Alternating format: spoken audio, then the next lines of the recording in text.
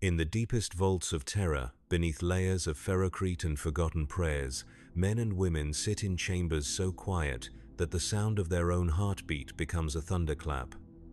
They are called Echo Men, though few know this name and fewer still understand what it means. For 40,000 years, they have performed a duty so terrible that even the Imperium, in all its casual cruelty, considers it a punishment worse than execution. The Administratum keeps no official record of their service. The Ecclesiarchy offers no prayers for their souls.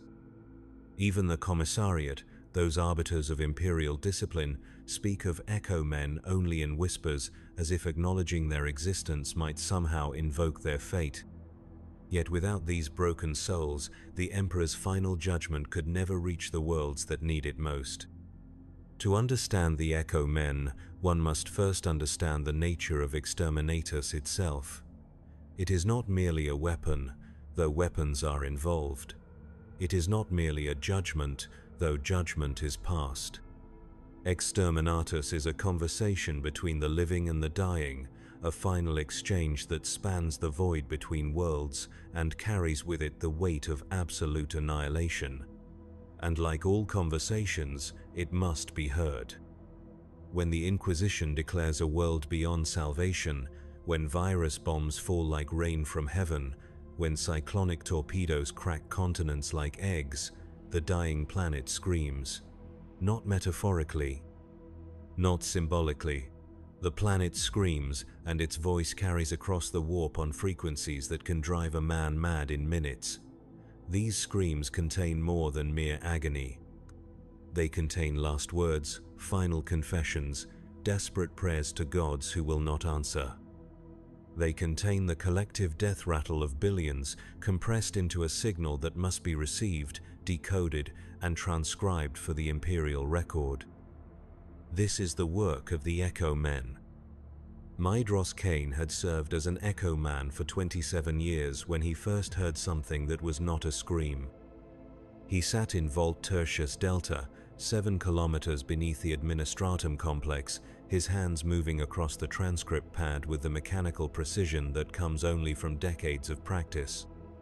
The chamber around him measured exactly 4 meters by 4 meters by 4 meters, its walls lined with sound-dampening foam that absorbed everything except the frequencies that mattered. A single luminator cast harsh white light from the ceiling, throwing sharp shadows that never moved. The equipment before him appeared deceptively simple, a Vox receiver modified with components that no tech adept would willingly install. A transcript pad connected to cogitator banks that stretched deep into Terra's crust. A chair that had been occupied by 17 different Echo Men before Kane, though only 3 had left the vault alive. The others had simply stopped responding to the daily nutrient deliveries, their minds finally shattered by the weight of what they had heard. Kane wore the same grey robes as every Echo Man, though his bore stains that told stories. Brown splotches where he had vomited during his first year, listening to the death of Hive-World Moravus. Dark patches where tears had fallen while transcribing the final words of St. Celestine's orphanages on Kolos Prime. Red marks where he had clawed at his own throat, trying to silence the screams that echoed in his skull long after the transmission ended. The work began each day at the hour of reflection, when Terra's artificial dawn cast its first light across the palace spires. Kane would descend through security checkpoints that grew progressively more severe, past armed guards who never spoke, through doors that sealed with the finality of tombstones. By the time he reached Vault Tertius Delta, the sounds of the world above had faded to nothing, replaced by the quiet hum of machinery and the whisper of recycled air. His first transmission that day came from the Segmentum Solar, where Inquisitor Vex had declared the mining world of Krathos contaminated beyond redemption. The signal arrived as they always did, a burst of static that resolved into something far worse than silence. Kane adjusted his headset and prepared to listen to another world die. The virus bombs had struck Krathos during the afternoon shift when 7 billion miners labored in the planet's depths. The initial reports spoke of clean kills, quick deaths, the merciful efficiency of the Emperor's judgment. But the Echo Men knew better. They always knew better. Death is never clean, and mercy is a luxury the Imperium cannot afford. Kane heard them all. The supervisor who tried to seal the mine shafts, buying his workers precious minutes of life, the Medicae who stayed at her post, tending to the sick even as the virus consumed her lungs. The guardsman who held his position at the planetary defense laser, firing uselessly into the void as toxins dissolved his flesh. Each voice carried its own weight, its own story, its own desperate attempt to matter in the face of absolute annihilation. But it was not the voices that broke most Echo Men, it was the silences between them. In those gaps, imagination filled the void with horrors more terrible than any Xenos could devise. What had happened to the families who stopped mid-sentence? What agony was too great for even the dying to vocalize? These silences stretched like chasms in the record, and Echo Men were required to document them with the same precision as the screams themselves. Kane's fingers moved across the transcript pad, translating death into Imperial Gothic with practiced efficiency. 13th hour, 7th minute, 43 seconds. Voice identified as Foreman Gorix Helvast, Sector 7 Alpha. Last words, quote, "I tried to save them all," end quote. Duration of death rattle 17 seconds. Cause of cessation lung dissolution consistent with virus strain tertius. Page after page, death after death, until the transmission ended with the final, terrible silence that meant another world had been cleansed from Imperial records. Kane removed his headset and sat back in his chair, allowing himself the luxury of 30 seconds to remember that he was still alive. Then he prepared for the next transmission. The Echo Men were selected according to criteria that remained classified at the highest levels of the administratum. They were not volunteers, they were not criminals paying penance. They were chosen from the ranks of Imperial servants who had demonstrated specific psychological traits that made them suitable for the work: high tolerance for stress, exceptional auditory processing. Most importantly, the ability to compartmentalize trauma in ways that allowed continued function. The selection process began in childhood, though the candidates were never told what they were being prepared for. Orphans from the Underhive tested for their response to recorded screams. Servo skull operators who showed no emotion while documenting atrocities. Vox operators who could maintain clarity while transmitting reports of entire companies being consumed by tyrannids. 1 in 10,000 possessed the necessary qualifications. Of those, 1 in 100 survived the training. The training took place in facilities that existed on no official map, deep beneath Terra's surface where the screams of the dying could not disturb the work of the living. Candidates were exposed to progressively worse transmissions, their psychological responses monitored by Medicae who had taken vows of silence. Those who broke were mind-wiped and assigned to other duties. Those who adapted were promoted to the next level of horror. By the end of their training, Echo Men had been conditioned to experience human suffering as mere data. They could listen to a child's last words without flinching. They could transcribe descriptions of viral dissolution with the same emotional engagement as a weather report. They had become perfect instruments for the Imperium's darkest necessity, human beings transformed into biological recording devices that could process trauma without succumbing to it. But conditioning, no matter how thorough, could not account for everything. The human mind, even one restructured for maximum trauma tolerance, retained its capacity for pattern recognition. And patterns once recognized could not be ignored. Kane first noticed the inconsistency during his 8th year of service while transcribing the death of Hive World Mortalis. The transmission should have lasted 47 hours, the time required for the virus bombs to consume a population of 30 billion. Instead, it ended after 39 hours, with 8 hours of death unaccounted for. The official report blamed atmospheric conditions for the signal degradation, but Kane had listened to enough dying worlds to know the sound of incomplete annihilation. Similar inconsistencies appeared in subsequent transmissions, periods of silence where there should have been screams, voices that cut off too abruptly to be explained by normal death processes. Most disturbing of all, transmissions that seemed to continue after the official moment of planetary death, carrying sounds that resembled voices but conveyed no recognizable words. Kane documented these anomalies in his reports as regulations required. The responses were always the same: atmospheric interference, equipment malfunction, stress, induced auditory hallucinations. His concerns were noted, filed, and forgotten.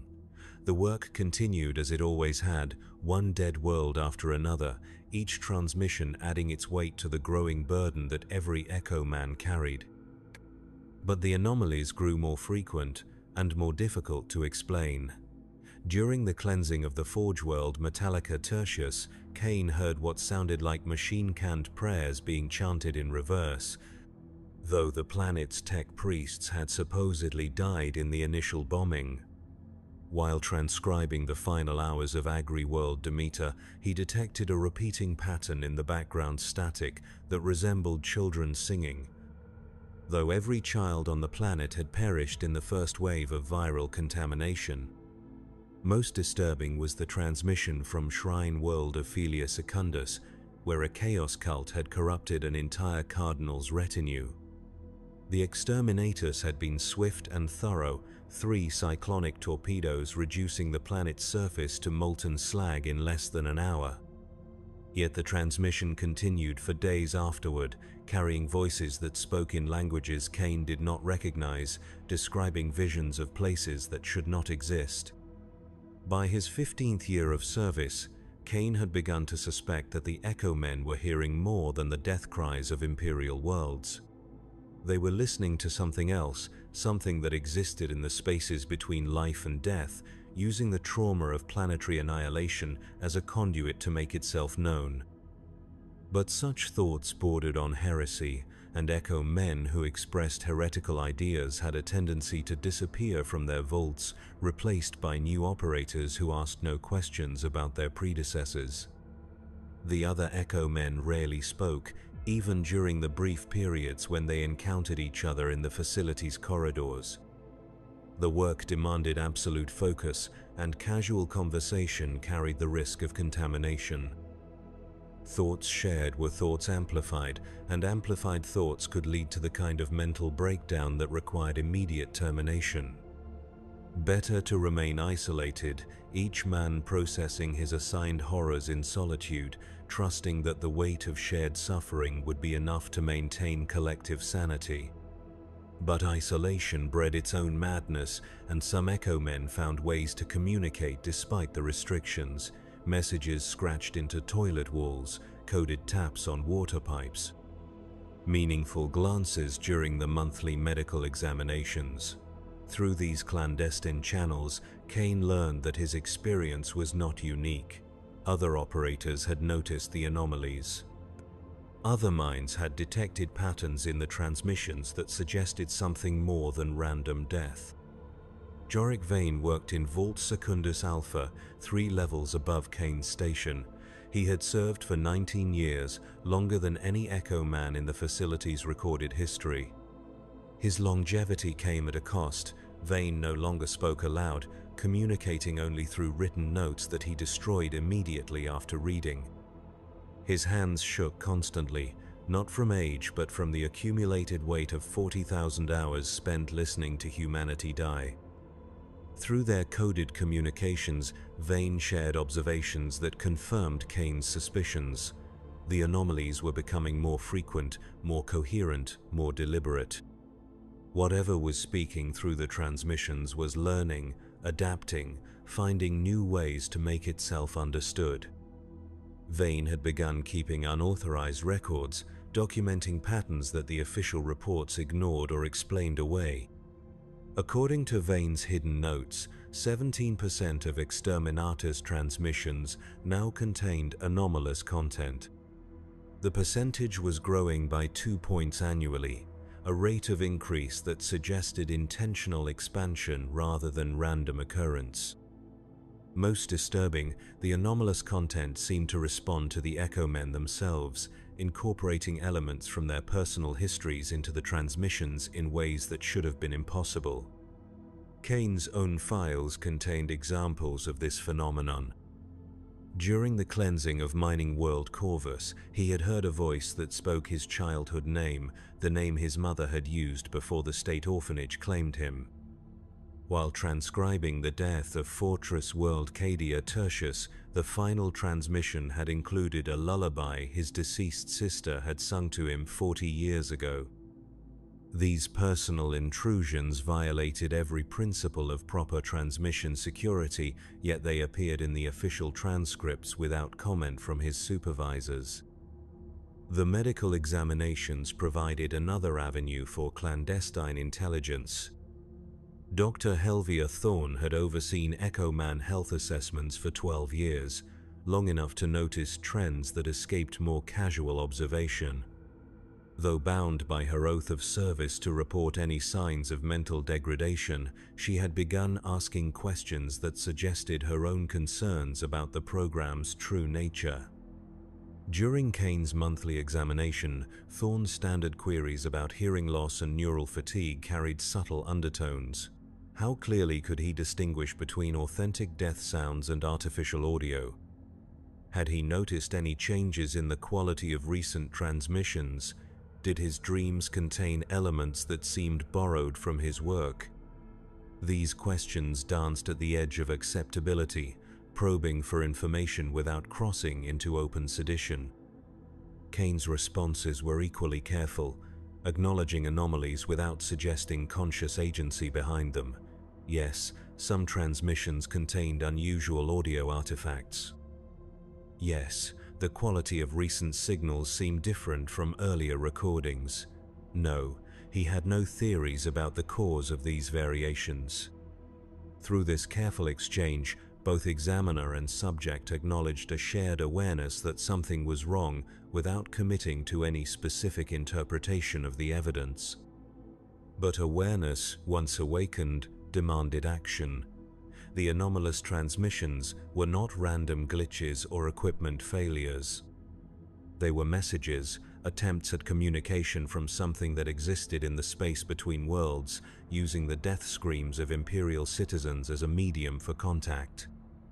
Whatever was speaking had intelligence, intention, and apparently unlimited patience to make itself understood. The implications were staggering. If the anomalies represented genuine contact from an external intelligence, then every exterminatus had potentially opened a channel for that intelligence to influence Imperial space. The Echo Men were not merely recording the death of worlds, they were facilitating some form of communication with entities that existed beyond the boundaries of normal reality. Each transcript they produced might contain hidden messages, coded instructions, or subtle corruptions designed to influence Imperial policy. Yet the alternative explanations were equally disturbing. If the anomalies were products of collective madness among the Echo Men, then the program had failed in its fundamental purpose. The psychological conditioning designed to prevent mental breakdown had instead created a shared delusion so powerful that multiple operators experienced identical hallucinations. Either possibility suggested that the Echo Men could no longer be trusted to perform their duties. Kane understood that his growing awareness put him in mortal danger. Echo Men who asked too many questions disappeared. Echo Men who shared their suspicions with others disappeared faster. The program had safeguards built into every level of its operation, designed to identify and eliminate threats to operational security. His unauthorized communications with Vane, his careful probing during medical examinations, his personal documentation of anomalous patterns, all of these activities marked him as a potential security risk. But the truth, once glimpsed, could not be ignored. The transmissions were changing, becoming more coherent, more purposeful. Whatever intelligence lay behind the anomalies was growing stronger, using each exterminatus as an opportunity to expand its influence. The Echo Men were unwitting collaborators in humanity's contact with something that existed outside the normal boundaries of space and time. The breaking point came during Kane's 27th year of service, while transcribing the death of Hive world Tertius Majoris. The planet had fallen to a gene-stealer cult, its population transformed into willing servants of the tyrannid hive mind. The exterminatus had been conducted with unusual haste, virus bombs deployed before the full extent of the infestation could be documented. The official justification cited contamination risks, but Kane suspected other motives. The transmission from Tertius Majoris began normally with the expected sounds of viral dissolution and mass death, but after 6 hours, the pattern changed. The random screams and death rattles gave way to something that resembled coordination, as if the dying population was attempting to communicate a specific message. Individual voices began speaking in unison, repeating phrases in High Gothic that seemed to describe locations and events far from the dying world. "The silent city remembers its children," spoke a choir of the dying, their words synchronized despite the agony that should have made coordination impossible. "In the place where echoes gather, the watchers mark each fallen world. The scribes of sorrow serve masters they do not know, recording words that change with each transcription." Kane's hands froze over the transcript pad. The transmission was speaking directly to him, acknowledging his existence, his role, his growing awareness of the truth behind his work. But this was impossible. The dying could not know about the Echo Men. The existence of the transcription program was classified at the highest levels of Imperial security. Yet somehow the voices from Tertius Majoris knew exactly who was listening. "Madros Kane of Volt Tertius Delta," continued the synchronized chorus, using his full name and station assignment. "Son of Jerith, brother to lost Michaela, bearer of the Echo burden for 27 years of faithful service. The patterns you have noticed are real. The voices you have recorded are more than dying breath. We speak to you across the gulf between stars, using death as our medium because death is the only language your masters understand." The official transcript that Kane was supposed to produce would record these words as random death vocalizations, atmospheric interference, or stress-induced hallucinations. But the intelligence speaking through the transmission anticipated this deception, weaving acknowledgement of it into their message. "Your reports will be filed and forgotten, as they always are. Your supervisors will explain away our words as meaningless noise, but you will remember Madros Kane. You will carry our message in the quiet spaces of your mind, where even the most thorough conditioning cannot reach." The transmission continued for 14 more hours, alternating between conventional death sounds and periods of coordinated speech. The intelligence identified itself as the collective consciousness of every world that had ever suffered exterminatus, a gestalt entity formed from the psychic resonance of mass extinction. It spoke of patterns within patterns, of connections between dead worlds that formed a network spanning the galaxy. Most disturbing, it claimed that the Echo Men were not merely recording these deaths, but actively participating in the creation of this vast necropolis of consciousness. "Each word you transcribe becomes part of us," the voices explained. "Each death you document adds to our collective memory. You believe you serve the Imperium, but you serve a greater purpose. Through your work we grow stronger. Through your suffering we become more complete. The day approaches when we will no longer need the medium of dying worlds to make ourselves heard." When the transmission ended, Kane sat in his vault for nearly an hour, staring at the transcript pad that displayed his official report. According to Imperial records, hive world Tertius Majoris had died in the expected manner, its population succumbing to viral contamination with no unusual phenomena recorded. The voices that had spoken his name, that had revealed the truth about his work, that had claimed membership in a galaxy-spanning collective of the dead, existed only in his memory. But memory, he realized, was exactly what they wanted. The intelligence behind the transmissions did not need official recognition or Imperial acknowledgement.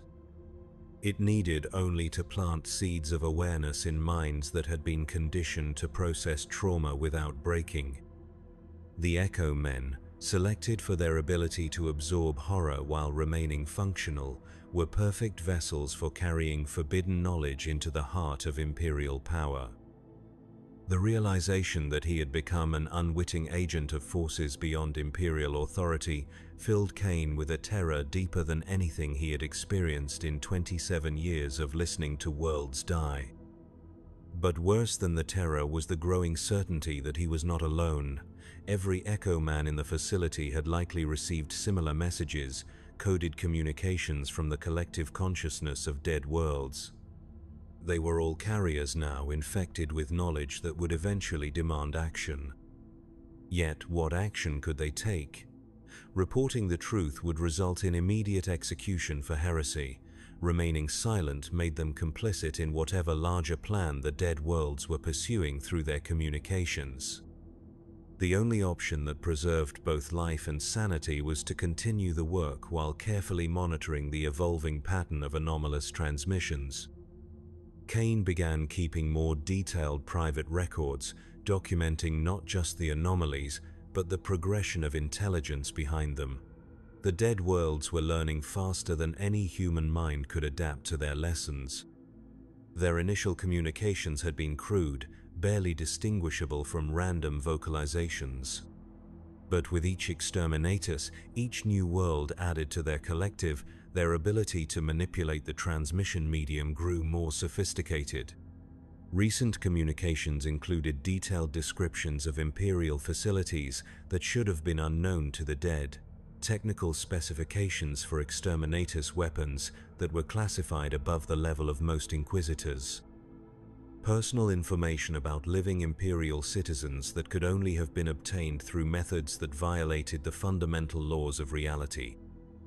The dead worlds claimed to exist outside normal space-time, in a realm where the psychic resonance of mass extinction had created a parallel reality overlapping with the material universe. From this position, they could observe Imperial activity without being detected, learning the strengths and weaknesses of humanity's defenses against threats that existed beyond the warp. Most disturbing was their claim that the Exterminatus program itself had been subtly influenced by their growing power. Decisions about which worlds to cleanse, which methods to employ, which populations to spare or condemn, all of these choices carried the invisible influence of intelligence that wanted to maximize its own growth through the harvesting of death. "Every world you destroy makes us stronger," they had told him during a recent transmission. "Every population you cleanse adds to our numbers." The Imperium believes it is purging contamination, but it is actually feeding us.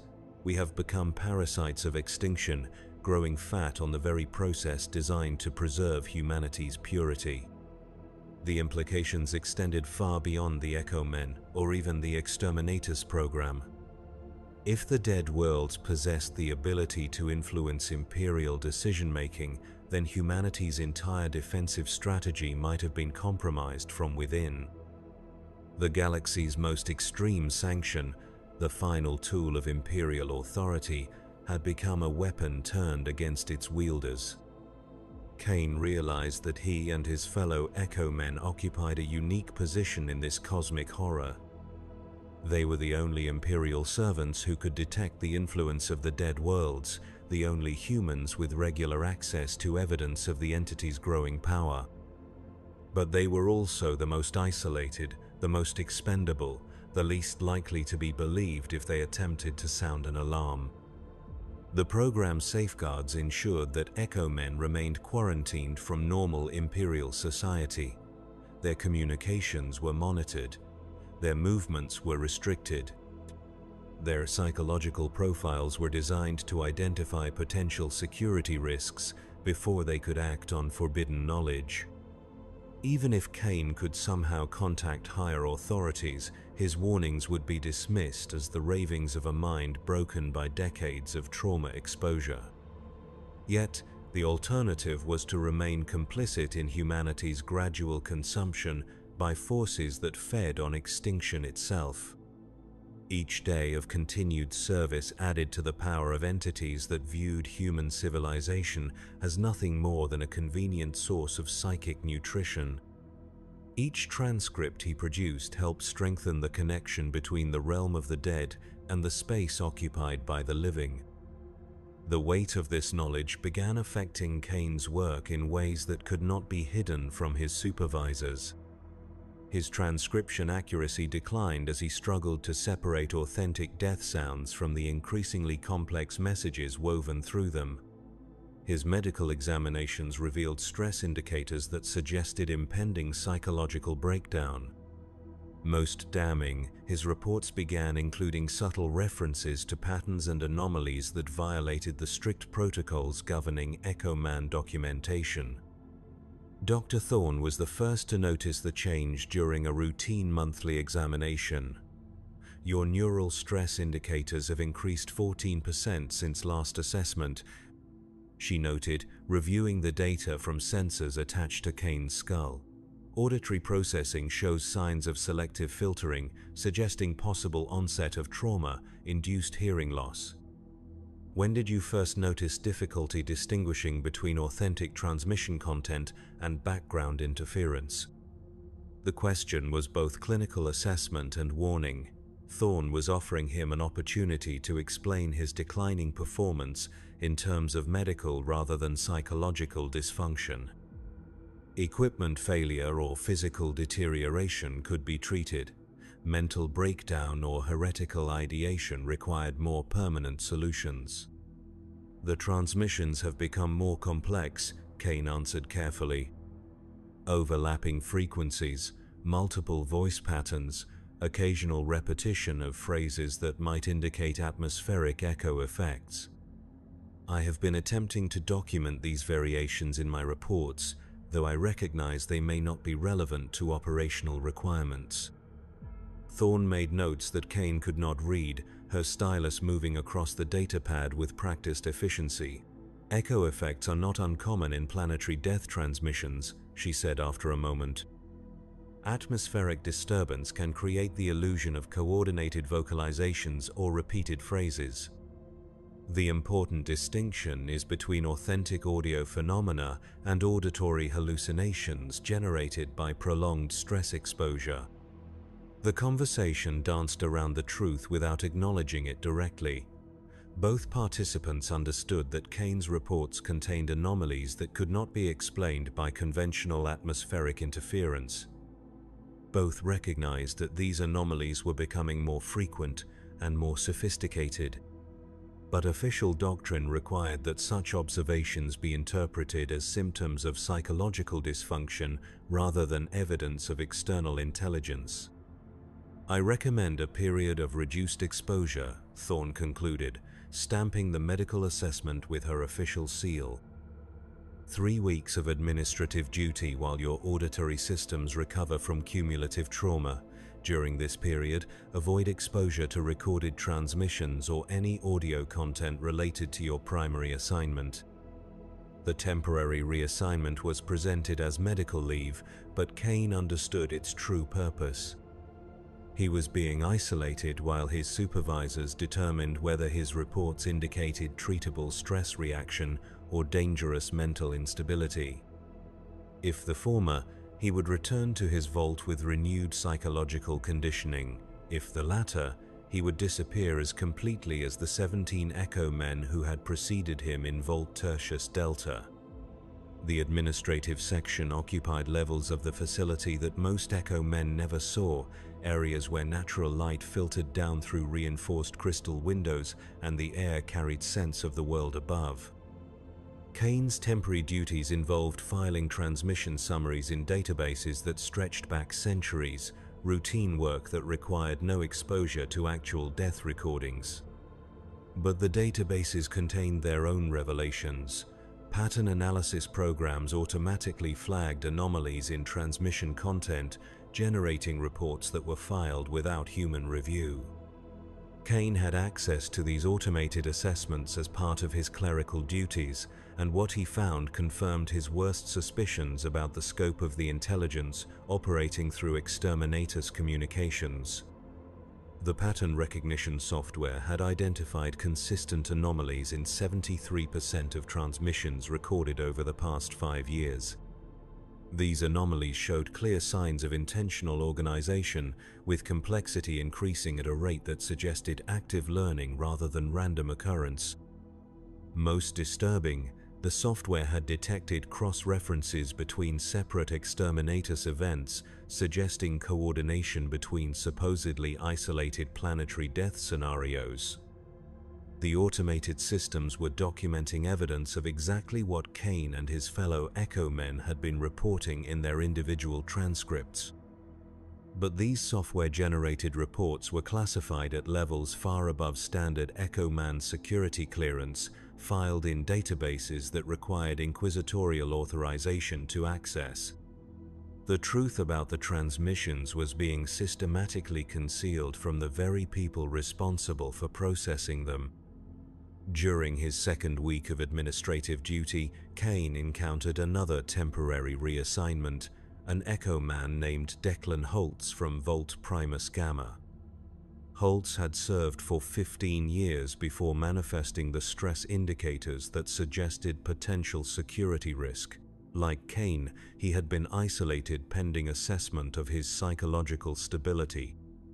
Their conversation in the filing section was necessarily brief and circumspect, conducted while sorting transmission summaries under the watchful censors of facility security.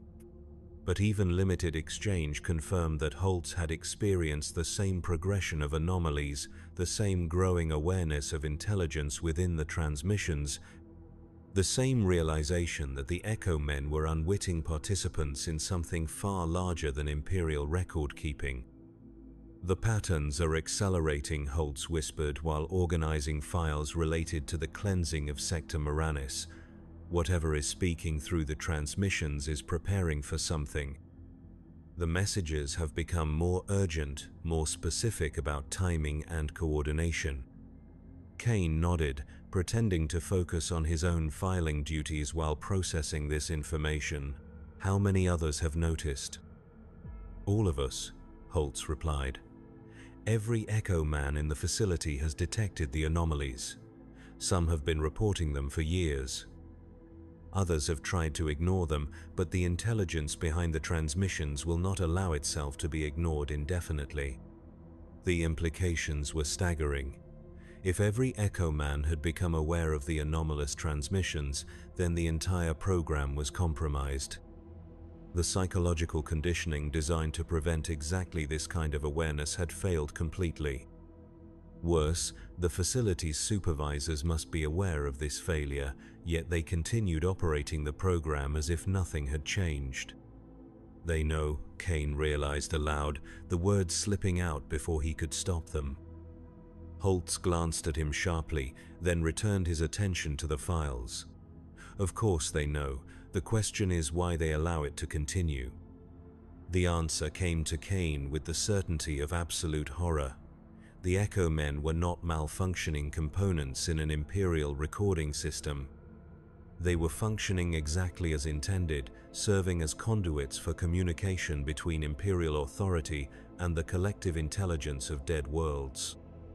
The anomalous transmissions were not security breaches but authorized exchanges, part of some unthinkable alliance between the Imperium and forces that fed on mass extinction. Everything about the program suddenly made terrible sense.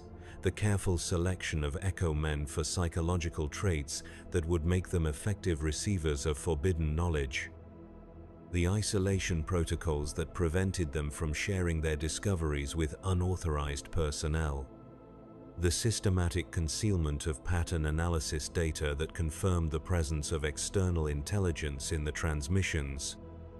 The Imperium was not merely using Exterminatus as a tool of planetary cleansing. It was using the program to maintain contact with entities that existed beyond normal reality, trading the lives of entire worlds for knowledge or power that could only be obtained through communion with the dead. But if this was true, then Kane and his fellow Echo Men were not security risks requiring elimination. They were valuable assets whose growing awareness of the truth made them more effective conduits for the forbidden communications. Their stress indicators and declining psychological stability were not symptoms of breakdown, but signs of successful adaptation to their true role. The realization filled Kane with a despair deeper than anything he had experienced while listening to worlds die. He had believed himself to be a victim of Imperial cruelty, a man broken by exposure to necessary horror. Instead, he was a willing participant in cosmic atrocity, a living component in a machine designed to harvest death on a galactic scale.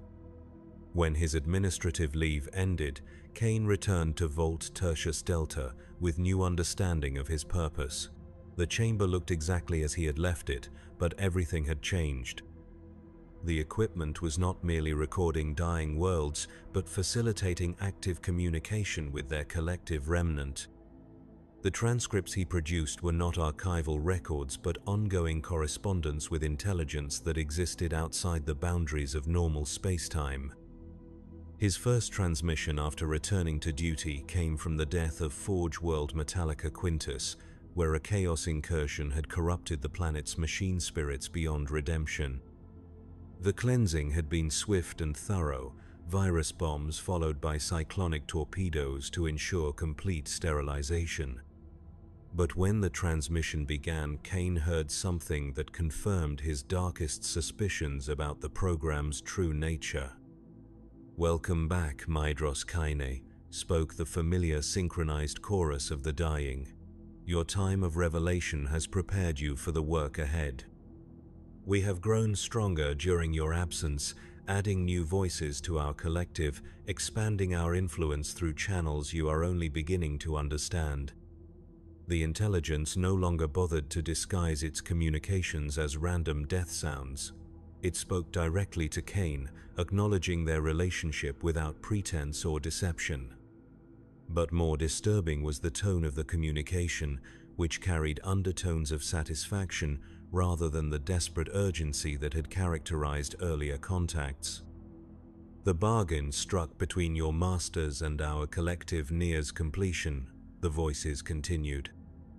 "Each world cleansed by Imperial mandate adds to our power while serving purposes that extend far beyond simple planetary sterilization. Through death, we grow. Through growth, we prepare for the transformation that will reshape the galaxy according to our design." Kane's hands moved across the transcript pad, producing the official record that would describe this communication as atmospheric interference and random vocalization. But his mind absorbed every word of the actual message, adding it to his growing understanding of the cosmic horror unfolding through Imperial policy. The dead worlds were not passive recipients of Exterminatus, but active participants in their own destruction. They welcomed annihilation because it allowed them to join the collective intelligence that existed beyond normal reality. Each cleansing strengthened this entity while advancing some larger agenda that required the systematic harvesting of human psychic energy through mass extinction. Most terrifying was the suggestion that Imperial authorities were aware of this arrangement and had consciously chosen to collaborate with it. The Exterminatus program was not failing in its intended purpose, but succeeding beyond all expectation, using the pretense of planetary cleansing to feed entities that promised power in exchange for access to human souls. Your inquisitors believe they control us, the transmission continued, but they serve us as faithfully as you do. Every decision to cleanse a world, every choice of weapon and timing, every selection of target population, all of these choices carry our subtle influence. We have become the invisible hand that guides Imperial policy toward our own ends. The revelation that the Inquisition itself had been compromised by the intelligence of dead worlds shattered Kane's last hope that Imperial authority might intervene to stop the program. If the highest levels of human government were already corrupted, then there was no power within the Imperium capable of resisting the growing influence of the collective entity. But our victory is not yet complete, the voices acknowledged. The final phase requires willing cooperation from those who have served us unknowingly. The Echo Men, conditioned to process trauma without breaking, prepared through years of exposure to our communications, selected for their ability to carry forbidden knowledge without succumbing to madness.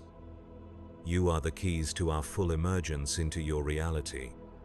Kane understood that he was being offered a choice, though the alternatives were hardly equal. He could continue serving as an unwitting conduit for the entity's communications, processing its messages while maintaining the pretense of ignorance about their true meaning. Or he could acknowledge his awareness and become a conscious collaborator in whatever transformation the dead worlds were planning. Either choice led to the same destination. The intelligence behind the transmissions had grown too powerful to be resisted by individual action. It had penetrated too deeply into Imperial authority to be stopped by conventional means. The Echo Men were trapped in a system designed to prevent exactly the kind of resistance that their situation demanded. But acknowledgement of powerlessness carried its own terrible freedom. If Kane could not prevent the entity's plans from reaching completion, he could at least bear witness to the truth about what was happening. He could document the real purpose of the Exterminator's program, preserve some record of humanity's unwitting collaboration with forces that existed beyond the boundaries of known reality. The decision came during his 30th year of service while transcribing the death of Cardinal World Sanctus Lux. The planet had harbored no Xenos corruption, no chaos taint, no heretical uprising.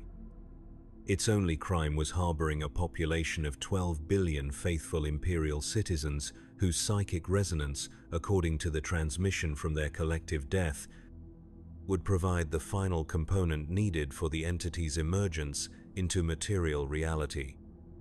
The threshold approaches, spoke the synchronized voices of Sanctus Lux's dying billions. 30 millennia of careful cultivation, of subtle influence, of patient harvesting reaches its culmination.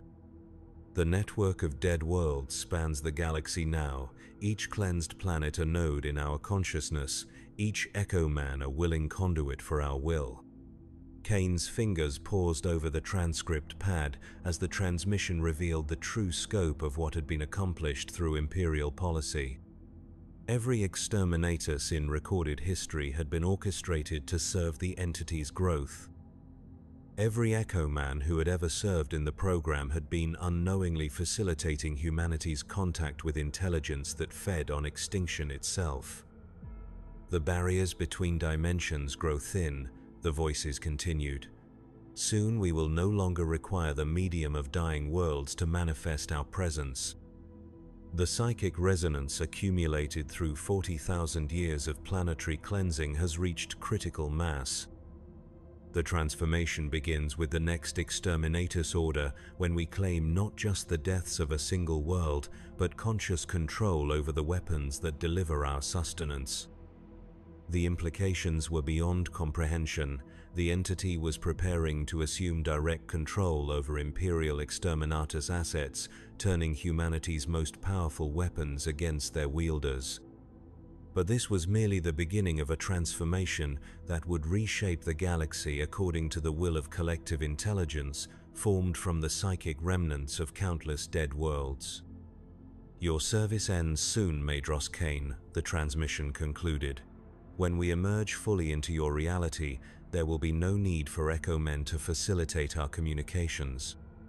But your faithful transcription of our growth, your patient documentation of our evolution from scattered death whispers to coordinated intelligence will be remembered. In the new reality we create, the loyal servants who enabled our ascension will find their reward. The transmission ended with sounds that bore no resemblance to human death. Mechanical screeching mixed with harmonic resonances that seemed to bypass the ears entirely, reaching directly into the brain through channels that should not have existed. Kane removed his headset with hands that shook for the first time in decades, finally understanding that his conditioning had not been designed to help him process trauma, but to prepare him for exposure to sensory input from sources beyond normal reality. In the silence that followed, Kane stared at the transcript pad that displayed his official report. According to Imperial records, Cardinal World Sanctus Lux had died cleanly, its population succumbing to viral contamination with no unusual phenomena detected. The truth about the entity's imminent emergence, about humanity's unwitting role in feeding cosmic parasites, about the transformation that would soon reshape galactic civilization, existed only in his memory and the memories of his fellow Echo Men. But memory, he now understood, was exactly what the entity had been cultivating all along.